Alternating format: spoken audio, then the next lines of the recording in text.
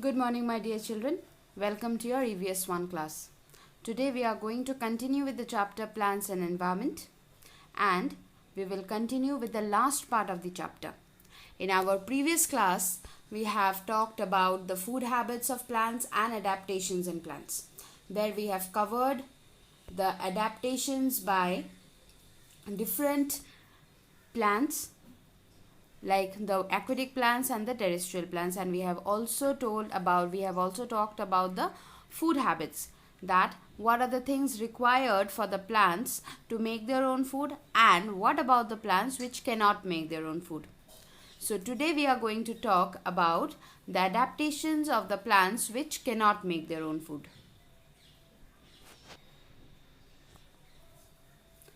So adaptations of the plants which cannot make their own food. First of all, there are two types of plants which cannot make their own food are generally divided into two categories. One is the parasitic plant and another is the insectivorous plant. So first let us talk about the parasitic plant. So the parasitic plant have special roots in them.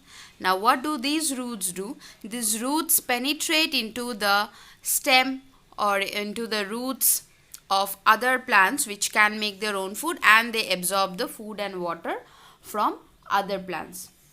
So these roots are also known as parasitic roots. Just like the parasitic plants, they are having the roots, specialized roots which absorb the minerals, the food, the water from other plants, and these roots are also known as what? These roots are known as parasitic plants. Then we have the insectivorous plant. Now, if we talk about the insectivorous plants, as I told in my live class also, insectivorous plants are those plants which trap insects and take away all the nutrients, and they digest the insect. That means they take all the nutrients from the insect that gets trapped in their body. Now you see the picture that I have placed with alongside is the picture of a pitcher plant. Now, why is this plant known as pitcher plant? Because its leaves, you see the figure that you can see, that is actually the leaf of the plant. So the leaves of the pitcher plant, they take a pitcher like shape. Can you see there is this long part, and above there is this flap. Now the flap attracts the insects, and the flap, due to the attraction created by the flap, the insects come and they get inside the pitcher. You can see, as you can see, there is this open part. So they get inside the pitcher, and at the bottom of the pitcher that is created, there are digestive enzymes. There are some digestive juices. Now, as soon as the insect, they fall inside, first of all, since you see the height is very long, it is quite long for the insects, and the insect, even after various tries, they cannot come out of the pitcher.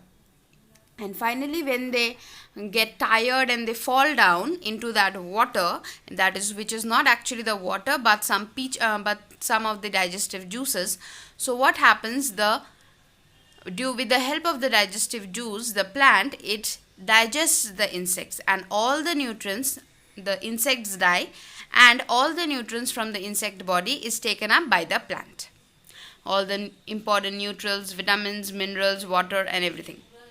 Okay, so this is how the insectivorous plant works. This is how the insectivorous plants work. So pitcher plant is an example of the insectivorous plant. Then you see here, I have already shown you the picture. See, there is a small insect on the left hand side. If you see the picture, a small insect is on the flap.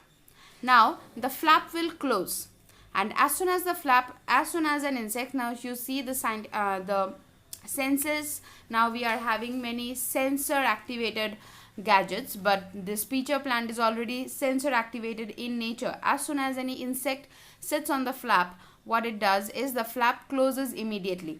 And the insect is trapped inside the pitcher, where it finally gets digested. And on the right side, we have the picture of a trapped insect inside the peach plant which has already been digested. That means it has already died. Then how to conserve the, now all these we were talking about the plants and the environment. Now it is very, very important that we conserve the trees, because by this time I'm sure you all have learned that trees are very, very important for our living. So there are two maintained events that are done every year. First of all, it is Van Mahotsav. Now, what is a Van Mahotsav? By the name itself, it is a festival of trees. Now, what is done during this festival? The trees are worshipped. They create. This is an event. This is the function that is organized every year by the forest departments, and different. It is simply, the festival is hosted to organize to create awareness among the people, to plant more and more trees, not to cut the trees, and not to cut the trees, plant more and more trees, and to make them aware about how important the plants are for our livelihood, for our environment, for us to be healthy. Second, we have the sacred groves. Now the sacred groves, this is something that has been, this is a method by which the trees are conserved since olden times. Now what is this sacred groves? A particular area, a forest area or something like that, that is declared as the God's place. Okay, a forest area, it is declared as dedicated to God. So what happens, all the trees and everything that is present there, that is dedicated to the God, and they declare that area to be the God's area. So no people are allowed, and it is considered to be a sin if any person goes and plucks the fruits or leaves or cause any harm to the trees.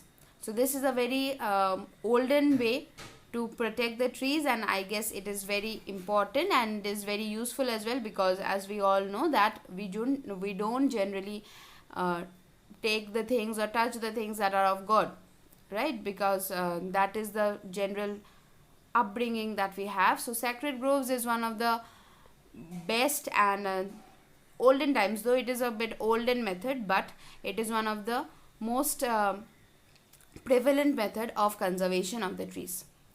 So children, thank you so much. With this we have completed the chapter. What did we learn today? We learned about the adaptations of the plants which cannot make their own food, and we also learned about how to conserve trees. The notes for the chapters will be shared very soon with you all, and do not forget, as I always say, do not forget to read the chapter. Read the chapter very, very well, and in case of any confusion, do not hesitate to contact me. Thank you and have a great day ahead.